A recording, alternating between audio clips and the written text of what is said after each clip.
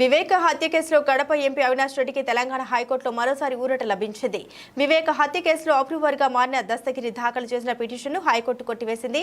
గతంలో అవినాష్ రెడ్డి హైకోర్టులో దాఖలు చేసిన ముందస్తు బెయిల్ పిటిషన్ను కొట్టివేయాలని దస్తగిరి పిటిషన్ దాఖలు చేశారు. అవినాష్ రెడ్డి ముందస్తు బెయిల్ పిటిషన్ కొట్టివేయలేమని పేర్కొన్న హైకోర్టు దస్తగిరి పిటిషన్ను కొట్టివేసింది.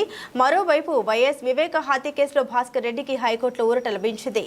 భాస్కర్ రెడ్డికి కోర్టు బెయిల్ మంజూరు చేసింది. అయితే అదే కేసులో ఉదయ్ కుమార్ రెడ్డి, సునీల్ యాదవ్ బెయిల్ పిటిషన్ను హైకోర్టు కొట్టివేసింది. అవినాష్ రెడ్డి తరపు న్యాయవాది నాగార్జున రెడ్డి హైకోర్టులో తమ వాదన వినిపించారు.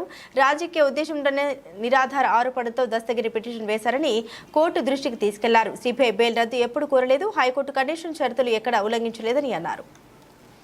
సాక్షులను బెదిరించినట్లు ఆధారాలు లేవని, అనారోగ్య కారణాలతో భాస్కర్ రెడ్డికి బెయిల్ ఇచ్చారు. భాస్కర్ రెడ్డి విషయంలో సైతం ఆధారాలు లేవు. ఇప్పటికే ఈ కేసులో సిబిఐ ఛార్జ్షీట్ వేసిందని అవినాష్ రెడ్డి తరపు న్యాయవాది తమ వాదన కోర్టుకు వినిపించారు. అవినాష్ రెడ్డి వాదన పరిగణలోకి తీసుకున్న హైకోర్టు దస్తగిరి పిటిషన్ను కొట్టివేసింది.